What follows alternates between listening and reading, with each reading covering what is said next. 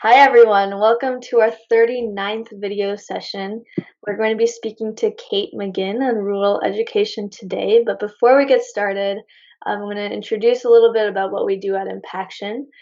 So what we do is make the social impact space more accessible, especially for leaders who are looking to create a change in their local communities. So change isn't only tied to social entrepreneurship, it's tied to having discussions like this when we have on video sessions. So video sessions is a way for our global community to get together and speak face to face every Sunday or every other Sunday. In the midst of COVID, we've made these video sessions more frequent so we can spread positivity and ideas sharing a little bit more during this time. So like I said, today we're going to be talking to Kate McGinn, but before we get started, I'd love to introduce everyone on this call that's here situated around the world. So I'll get started. I'm Shivani, one of the co-founders of Impaction, and I'm based in Chicago, Illinois. Lacey, do you want to go next? Yes, I'm Lacey Treadaway. I'm based in Southern West Virginia, and I'm part of Impaction's team, and I organize their social media. Thank you. Daniel, do you want to go next? Yeah, hi everyone. Daniel Heiniger, based here in Chicago. I'm the new community engagement and outreach coordinator here with Impaction. Great, thank you. Anais, do you want to go? Hi, my name is Martinez. I'm a student at TAMU here in Laredo, Texas. Yeah. Thank you. Bethany?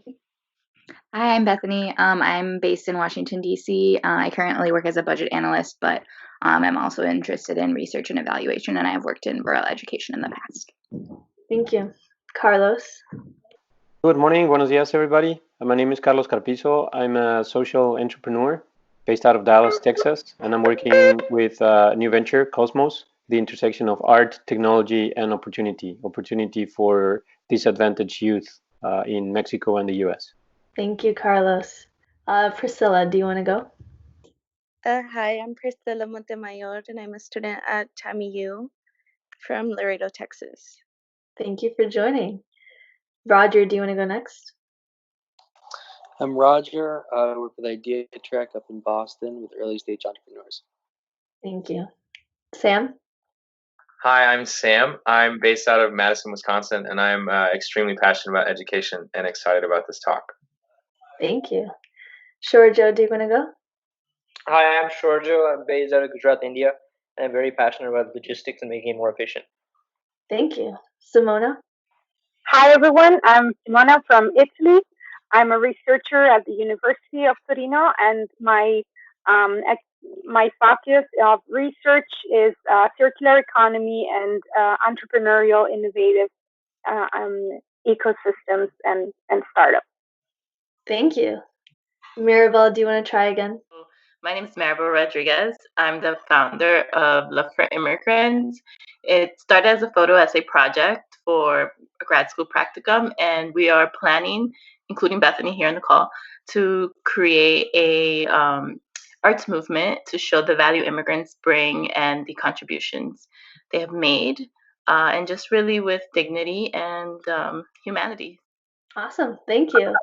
So let me introduce the topic for today. We're going to be learning about rural education development from Kate, a researcher from Fulbright Association, and she's also working part-time at a Transylvania-based education nonprofit called Growth Reactor.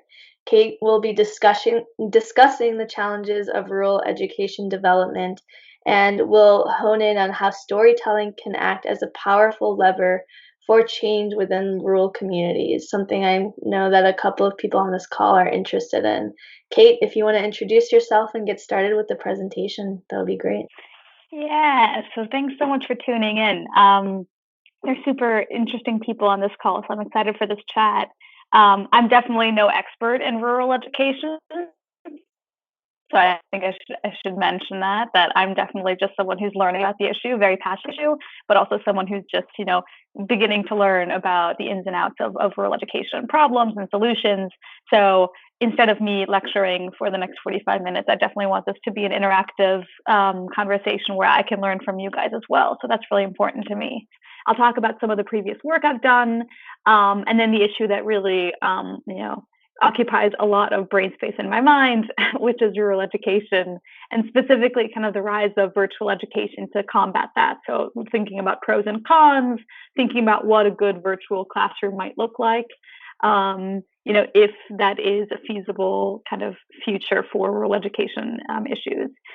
And then if we have time, I would love to talk about kind of finding an impactful career, because I think that's on a lot of people's minds. It's definitely on my mind as I transition out of my Fulbright fellowship. But if we get to that, if we don't, that's totally fine. So I guess brief introduction. So I studied, I live in Virginia, in Northern Virginia, which is around 20 minutes outside of Washington, D.C. I went to the University of Virginia and I studied finance there.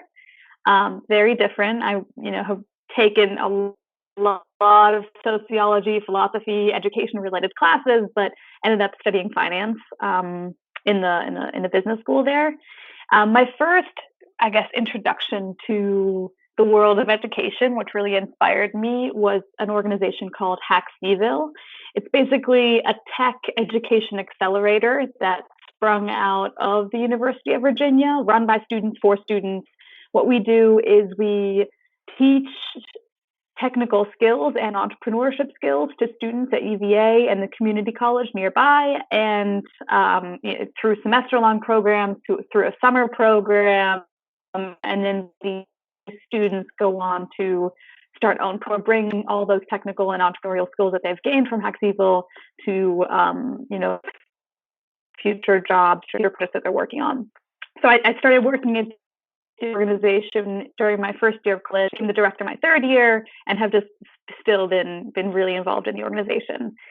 I guess, because I studied finance, a thing that really interested me is venture capital, and kind of how money flows to specifically, social enterprises and enterprises that maybe tackle specifically education. I worked at the VC firm Summit Partners for a summer. I interned there, and I was part of the venture capital tech team. So I helped in technology companies, and I specifically worked with one of the partners who focused investment in education-related startups. So it was super interesting to kind of understand the financial part of the education entrepreneurship ecosystem. I love that space a lot. I think kind of going out of my Fulbright, which is what I did next, I'm probably not going to head back into the venture capital space, but who knows? But yeah, so the most recent thing I did after graduating in 2019 is I ended up doing a Fulbright fellowship, a journalism Fulbright fellowship in Budapest, Hungary. I am half Hungarian, so I guess to explain the three flags at the bottom. So I was born and grew up in Germany, and I lived there until I was 14. I'm half Hungarian, half American.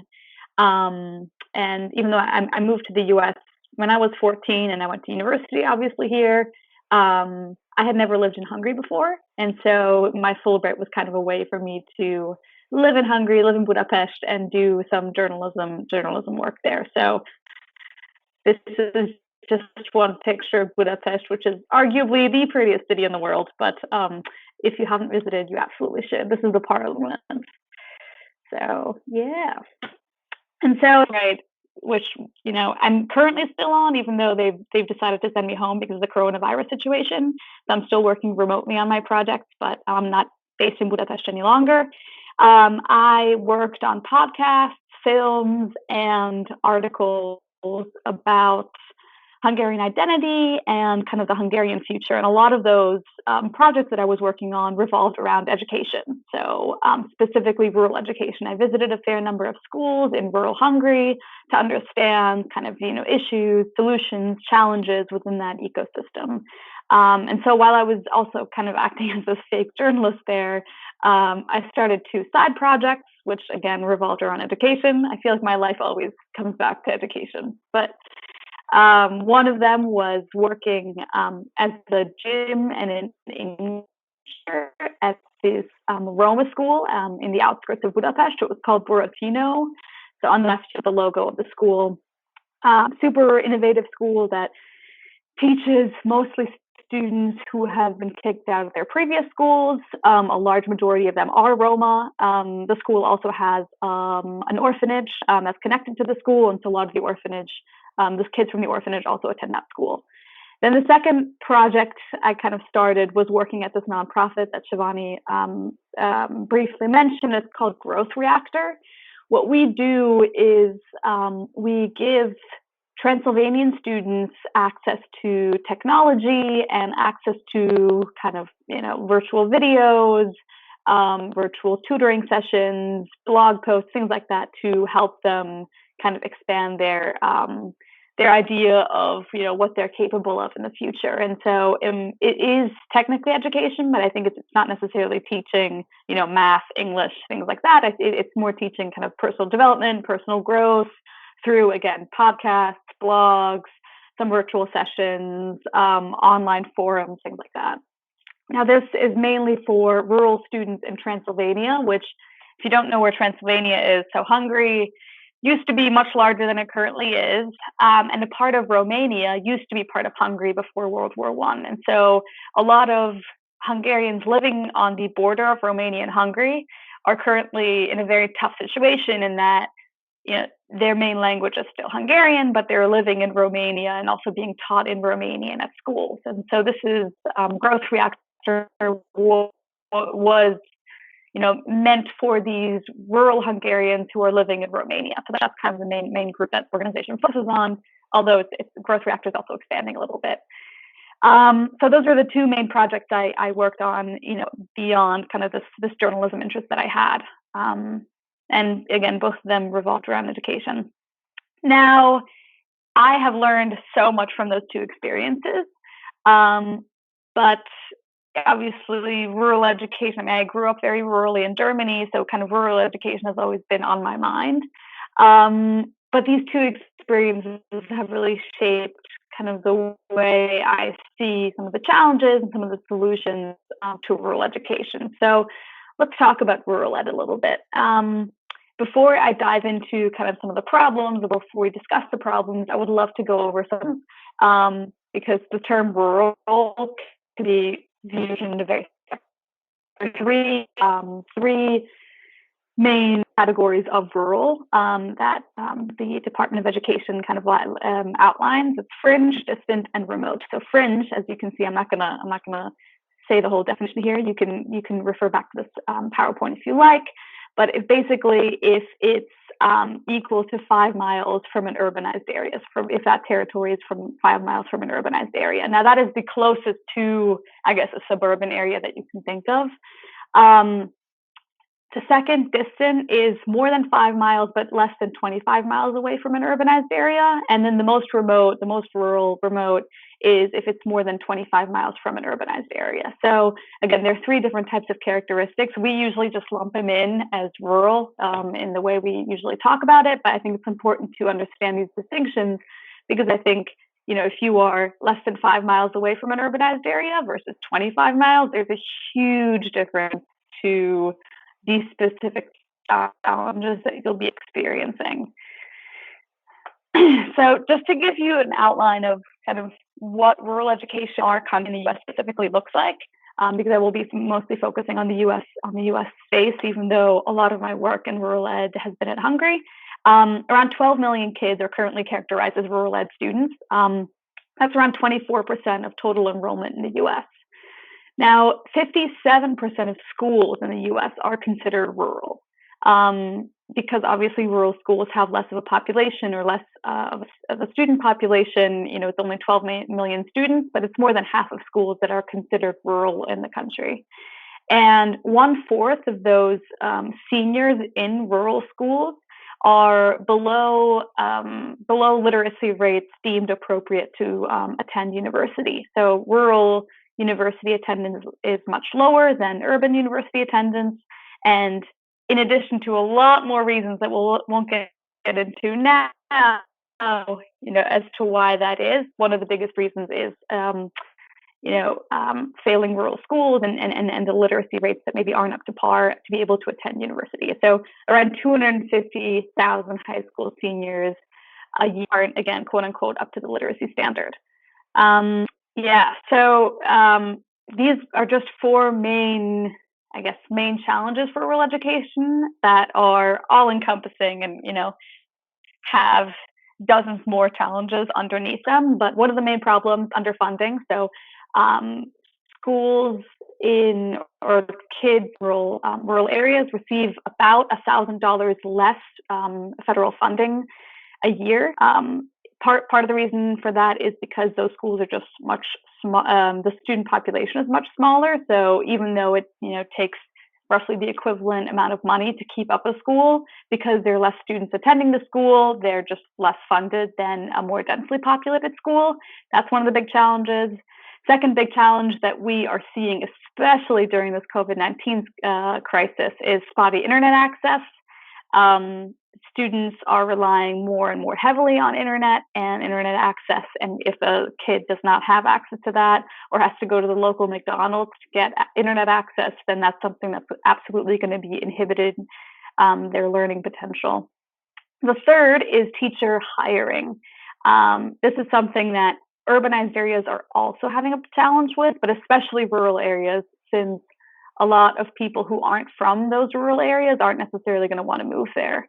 I guess just a little side note. So while I was a student at UVA, I did my senior thesis on Southwest Virginia and a higher ed university there. I was looking at the impact of the higher ed university on the economic situation of one county that I was looking at, Wise County.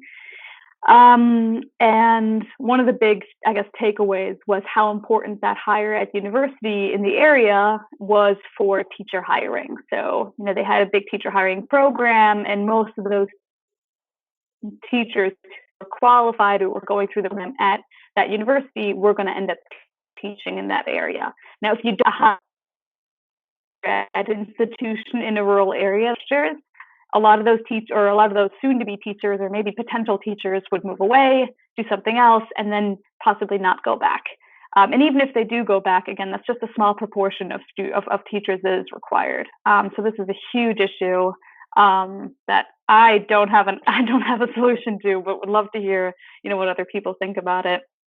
The fourth thing, again, this is probably the broadest challenge, quote unquote, is poverty. So we all know the link between poverty and achievement rates or at schools.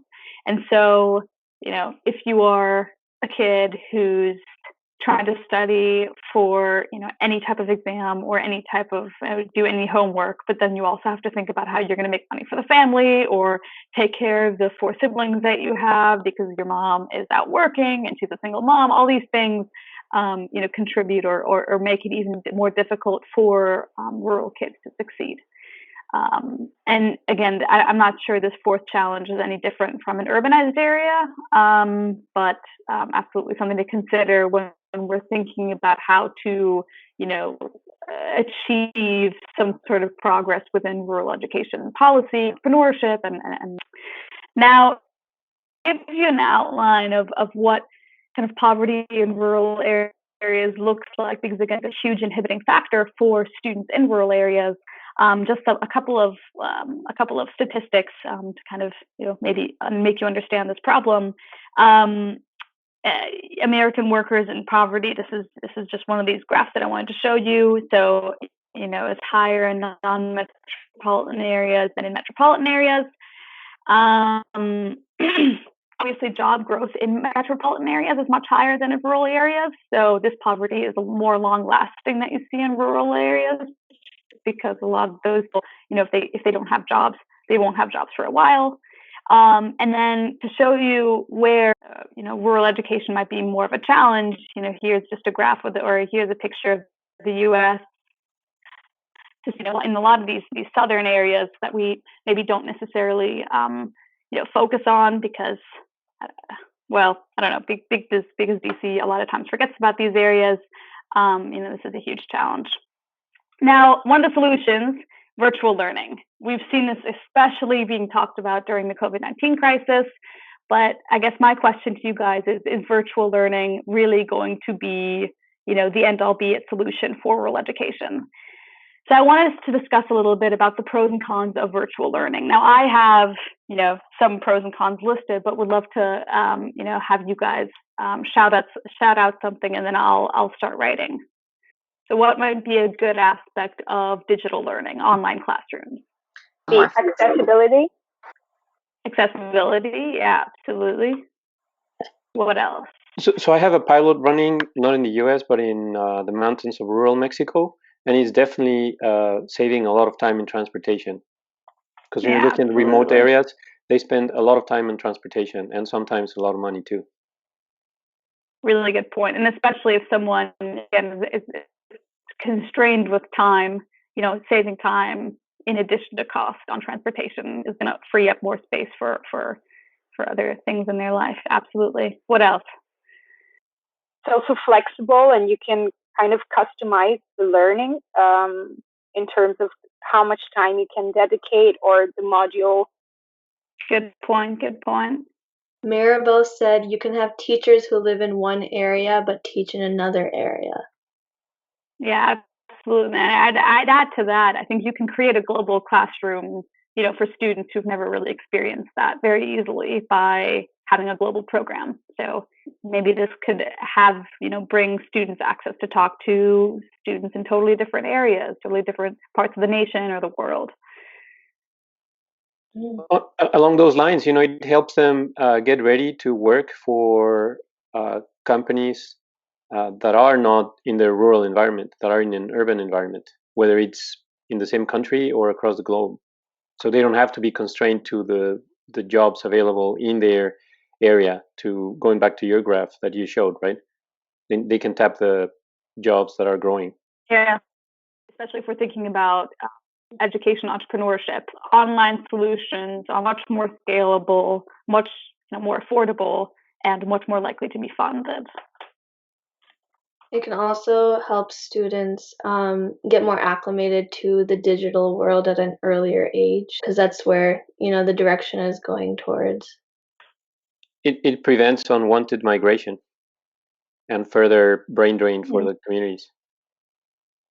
That's such a good point. Yeah. That's a really good point. One more thing I'd mention is, there's a lot of AI being used in education, online education. So, a lot of kind of student assessment, personalizing material for students that maybe wouldn't be possible in a traditional classroom setting. So that's something that maybe is one of the pros. Now let's switch to some of the cons, because we're running out of time a little bit. What do you think are some of the cons of online education? Content bias. So students get less opportunity to experience. I've seen a lot of students recently who've been moved off campus, barely absorbing everything that's coming in. It's actually really scary. That is a hard-hitting, really good point. Maribel said face-to-face interactions, there's less of them, and they're shown in research to be higher quality interactions. She also said distractions at home can interrupt virtual learning. And third, not all students have computers or internet. Yeah, that's a really good point. SPED modifications that are usually required in the classroom, you don't get that same kind of support at home. For special education, like an IEP types of learning, and being walked through the steps, I would say. When you have a teacher on hand that is, able to show you examples, share metaphor, whatever type of examples that are needed. And, imagine trying to learn math when a teacher next to you.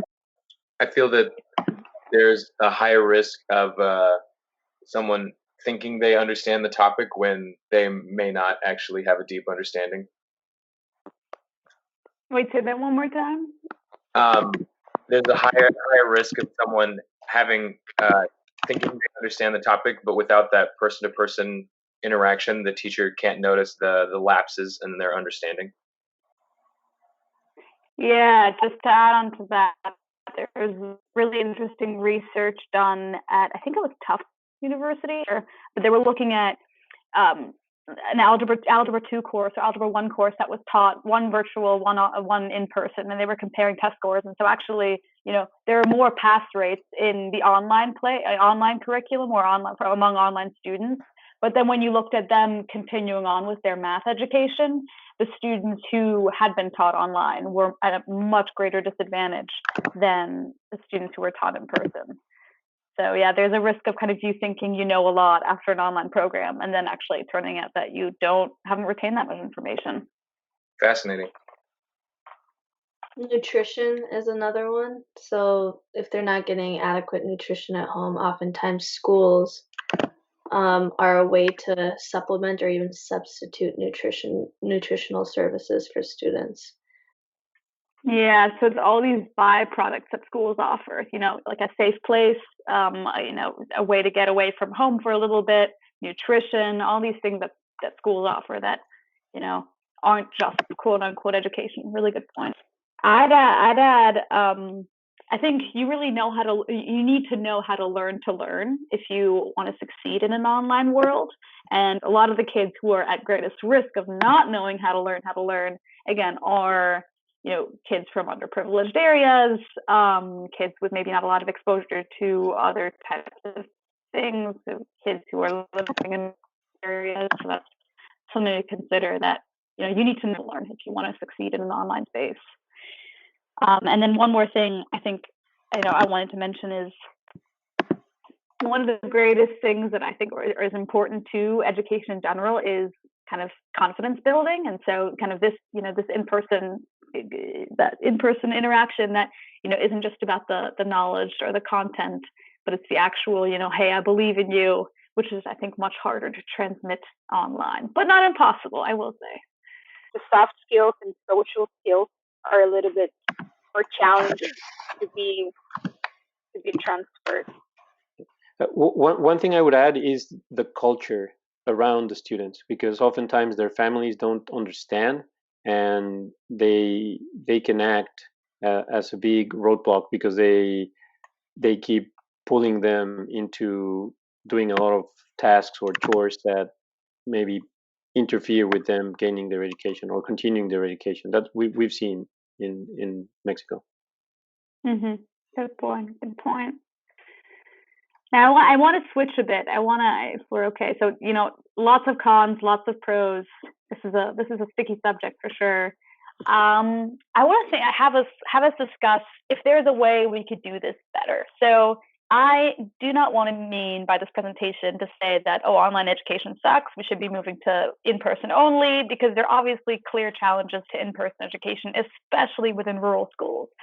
So I have done a lot of research and try to do this right now, of trying to look at how we can blend online and in person. So for Growth Reactor, I'm working on an online course right now about kind of action taking and how students could learn how to take action, in an entrepreneurial setting, but also just in a day-to-day personal growth type of setting. And so I'm building this course right now. It is online, but one of the things I want to, think about is, how can you make online more in person, and how can you blend these two models together to avoid these cons and maybe bring forth these pros that we discussed earlier. So would love to hear your thoughts about, what, and we're not going to take 5 minutes because we don't really have time, but would love to learn about how you guys can see maybe a more face-to-face online world, if I can put it like that. This is Carlos. I'm biased, of course, because of our organization, but we go through existing art centers in the communities, and arts doesn't have to be fine arts. It could be arts and crafts. And if you have a center that's already established, then the students going there gives them the opportunity to have that interaction, not only among themselves, but with artists. And I believe that even if we're teaching them tech, teaching them some sort of art prepares them for 21st century skills. Mm-hmm. Now, so is this a purely online in-person program that you're running? No, mostly virtual, but then one day a week they have to go to the art center. Mm-hmm. Mm-hmm. Carlos, could you tell us, if possible, the name of this project? I would be interested to know more. Absolutely. The name is Cosmos. It's still, very early stage. We don't even have a website. We just have a placeholder. Okay. But through Shivani, I'd be happy to talk to anyone interested. Thank you. Can I do one? Uh, Can I get one? Are you guys done with that? Sorry. Go for it. All right. I think I could probably get 10 dev shops to put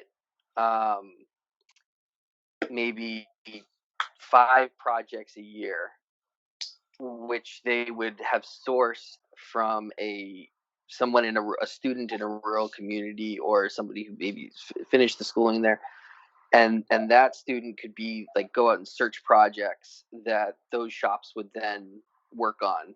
Like they'd be putting up the capital to work on it, and I bet I could find 10 to do that. So that would be 10 communities that would now have roughly $1 million worth of capital to distribute throughout their community. Do you follow me? Would these be online projects? Yeah, we run them all through Slack. Okay. So Okay. we'd find a student in the community and say, hey, you're a VC now. You've got $1 million worth of capital. Go find projects. And then I bet we could round up dev shops to contribute, 5 projects a year off of their, 20, 25 stack right now to contribute to something like that. So they'd be building companies in their communities without having to go through all the capital requirements that you normally would in a standard venture process. I will share. We could do that. I know who's talking, but I'm excited to talk with you in the future. I did want to share something that kind of is important to me within education, is that when you do have the classroom style learning for these rural individuals, making sure that you spend time with them one-on-one. The teacher does, whoever is orchestrating the course, so that there is the extra checks to make sure that they're properly learning the material, and that they're having a full grasp on what's happening, as well as making sure they're building that personal connection. See, and the thing is that I find fascinating is how to build this personal collection, again, by using both a virtual and an in-person model. Again, this blended model that I was talking about, that I think personal connections are so great. And I think a lot of times we don't see virtual as being a solution to that, as in like virtual can accomplish that. But I think, you mentioned the use of Slack. I think Slack is a great way to build a classroom community that's much more active than maybe just an email thread, or Zoom breakout sessions where you are not necessarily just lecturing to 500 students and 500 students are just watching your little face on a screen, or you're actually interacting and where you're talking and where you're it really does feel more in person, again, even though it is virtual. I think allows for that personal one-on-one connection, even though it is maybe not in person completely. Or do people disagree with this? Do people think that we can't accomplish that virtually? I don't disagree. I think that I also teach at LearnServe, and I think we have the ability to connect because we have more leaders to work with smaller groups of students. So we are able to connect.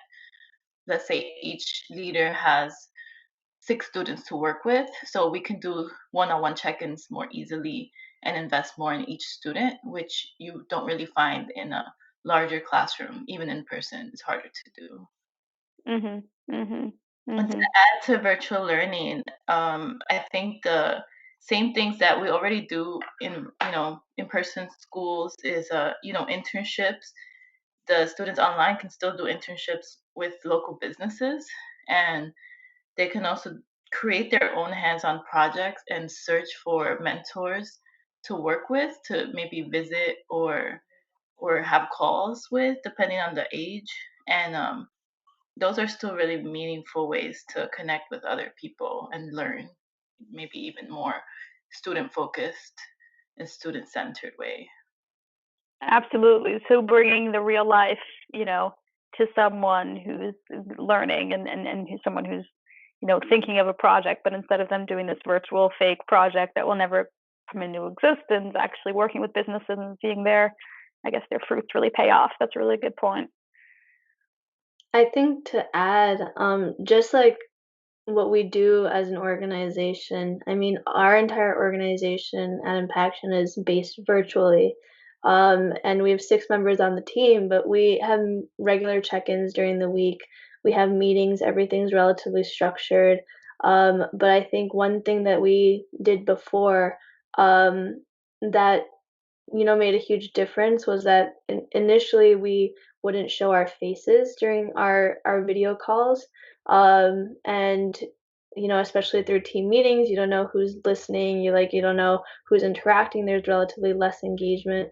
But then, when you ultimately say, we need to see, face-to-face interaction, I think even something really as small as that actually made a huge difference in like the way that we operated our projects and whatnot as well. So it's possible. It's definitely an adjustment to find, some of those things that you get in person that you can get virtually.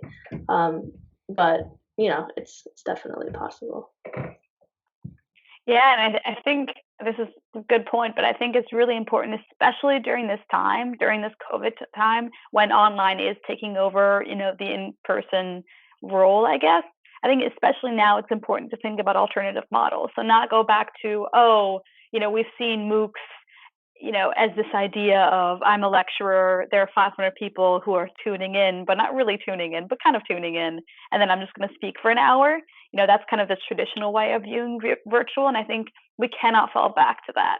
So during this time of crisis, when we're really scrambling to make ends meet, and we're thinking of, how are we going to keep teaching kids, and we cannot fall back to these old way of doing things, because that will just alienate the rest of the virtual world. That will just alienate kids from this idea of virtual learning. So I think now is the time to think about how to make virtual interactive, how to make it face-to-face, and how to develop these, quote unquote in-person relationships, but do it maybe, in a way that can also be virtual. And so I think this is really a turning point in our education, to think about these things now when there is no alternative but online. And I think it's really important to kind of not get stuck in the old way of doing things. And so, and there are a lot of, there are a lot of people who are doing great work in that area now. So. Yeah, and Daniel, he also suggested, the use of discussion boards, where they are actually successful when you ask questions, and it actually can, show your work and understanding in that specific subject as well. It's more like the shifting from just a teacher to student model to a peer-to-peer model as well, so students can work together, especially when there's more transparency in more of those discussion forums. Mm-hmm. One thing I'd recommend everyone here take a look at, not necessarily sign up, but just take a look at, it's called the Alt MBA. It's a Seth Godin online alternative MBA course. And again, not everyone's interested in that side of, business or marketing or management, but that is one of the best programs that I've seen that does virtual really, really well. And I think, I've taken the course. It's a 4-week course, but that's just an excellent way, or they do an excellent way of kind of blending, virtual lecture style with a lot of interactive elements within the online course. So I think, educators can take a lot from courses like that, because it's one of the courses that does things really, really well. It's called Alt MBA, if anyone is interested in learning more. When you get a chance, can you send it to me, and then I can share it in a summary report to everyone after this call? Awesome. Yeah, cool. Absolutely. And I guess I'd like to share some more readings if anyone's interested, about rural ed, but just in general, also about education. One of the books that has inspired me most is Pedagogy of the Oppressed by Paulo Freire. I know a lot of people know that book, but if anyone's interested in ed, I think this is really important to learn or to read. A TED Talk that has inspired me again and again, and I've watched at least 10 times, is Do Schools Kill Creativity? And then a podcast that I always keep up with. It's more on the policy side of education, but I think equally important to kind of, elementary, secondary, and higher ed, is called Swamped Podcast. It's by a lot of the Department of Education during the Obama era, they came together and created this podcast. So I would highly recommend you guys look at that. And then the fourth thing, which I will be sending to Shivani, is this Alt MBA course that I think does a really good job at doing virtual education that I can send out to you guys later. Awesome, thank you. Well, I would love to learn more about Cosmos then, because I know there's some people who are interested. So I would love, if you can maybe expand on that, that would be cool. Thank you. So, it's really a venture that started 7 months ago, and we're still in the learning phase because we have a pilot program that's been running in the mountains of rural Mexico for 6 months now. We got stuck now with COVID-19 because we were going to have calls with impact investors, and they've told us to wait for a few weeks, open-ended, and we couldn't launch our urban proof of concept here in Dallas. We've done a systems analysis, and we really want to get to the theory of change before we look at scaling. But in essence, is the intersection of art and technology. So we're looking for artists in the communities that are already established as the early stage investors. I would suggest that you look for a company called Culture Bank out of California, because that's what they do.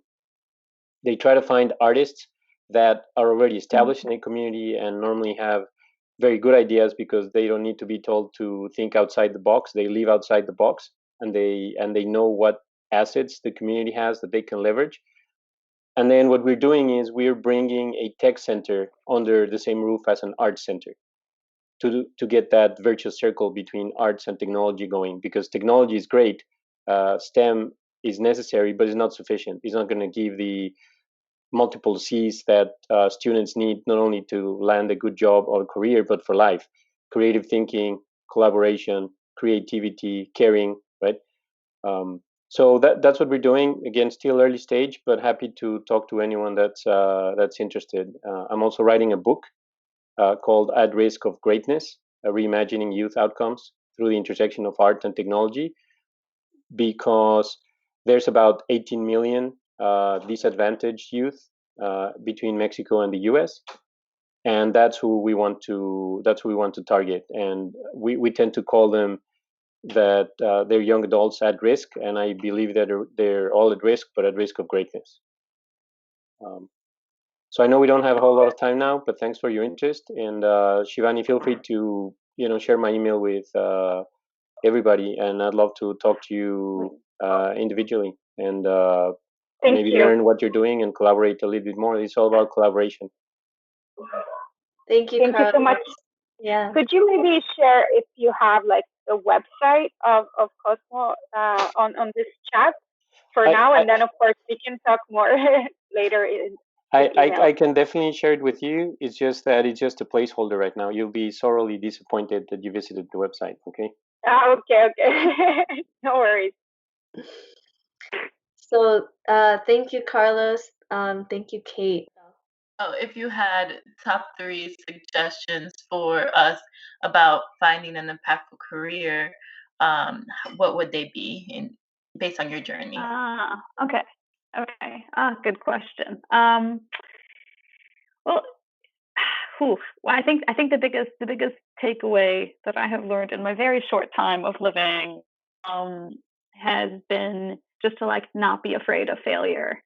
So I think part of the reason I studied finance was because I was thinking of, I need a stable job, I need security. And so, I ended up actually taking a finance-oriented job out of college, thinking that I was going to do that. And then I delayed it for a year during my Fulbright. And then I guess reminded myself that, that's not actually what I want to do. That's not actually where the impact lies for me at this moment right now. And so, this no to a very secure path to maybe do something again more that I want to do and more impact oriented, I think has been something that I'm still struggling to do, because it's hard, because there's a traditional success and there's security in a certain type of industry, and then saying no to that is very hard. And currently, and there's a lot of, I guess, potential for failure if you're doing something maybe the non-conventional route. So just like internalizing that and saying it's okay and moving with that discomfort is very important. I think the other thing is networking. There's now more than ever, it's so easy to kind of reach out to whoever on LinkedIn. And so what I do regularly, I have an entire list of like people that I want to reach out to or have reached out to. And then I just like cold email all the time. And I'm like, hey, can you tell me about this project that you're working on? I'm really interested in this and that. And I think that's how you establish networks that could eventually lead into an interesting job. The third that I always pitch is journaling. That's like the way that I do self-reflection and think, is this anything that you're, is this impact? Is this not impact? Is this what I want to do? Is this not what I want to do? All these questions, I think, when you just like, write a bunch, I think that's when stuff comes out. And a lot of people do, I don't even know what it's called, but it's called like write blurbs or something, where you like start your morning by writing 3 pages of just anything that comes to mind. And writing a lot and kind of like doing a lot of this self-reflection, I think makes you understand your life and what maybe future career paths could be. Working, not having a fear of failure, which is easier said than done, but not having a fear of failure, and then journaling a bunch of 3 recommendations I have. Thank you, Kate. And with that, we do have to close up, but Carlos sent a beautiful quote that says, "You cannot succeed at anything you're not willing to fail at." So thank you, Carlos, for that. We do want to wrap up. Thank you, everyone, for joining this call. This video session will be live in the next week or so, and we'll let you know when it is, so you can refer back to it. We'll also be sending out a survey after this just to hear a little bit of your feedback. I know that we ran out of time today, but hopefully you can share your thoughts. Check out our Instagram page, Humans Inspiring Impact. We're also going to be unveiling our new website in the next few weeks, so stay tuned for that. And as always, please invite your friends, family, colleagues to these video sessions. We love spreading the word, and hopefully you have people in your network that you can connect us with as well. Thank you, everyone, for joining, and have a great rest of your Sunday. Thanks for tuning in. And thank you, Kate, for your great presentation and for speaking to our community members. Thank you all. Thanks for having me.